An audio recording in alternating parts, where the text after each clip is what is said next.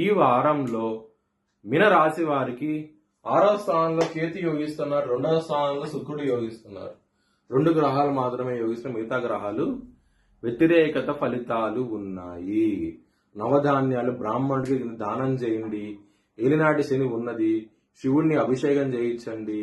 నవగ్రహాలన్నీ ఆయన ఆధీనంలో ఉంటాయి, శివుడు ఆధీనంలో ఉంటాయి కాబట్టి శివుడికి అభిషేకం లాంటివి కానివ్వండి, శివుడికి ప్రదర్శనలు కానివ్వండి చేయిస్తే కనుక చాలా చాలా మంచి ఫలితాలు ఉండి ఏలినాటి శని దోషం కూడా పోయి మంచి ఫలితాలు ఉంటాయి.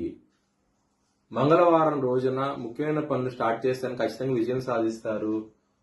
గురు, శుక్ర, శని ఈ వారంలో మాత్రం ఈ 3 రోజుల్లోనూ మీరు ముఖ్యమైన పనులు స్టార్ట్ చేయకండి. స్టార్ట్ చేస్తే కనుక వ్యతిరేకత ఫలితాలు, ధన నష్టం వచ్చే అవకాశం ఎక్కువగా ఉన్నది. మీన రాశి వారికి కుటుంబ పరంగా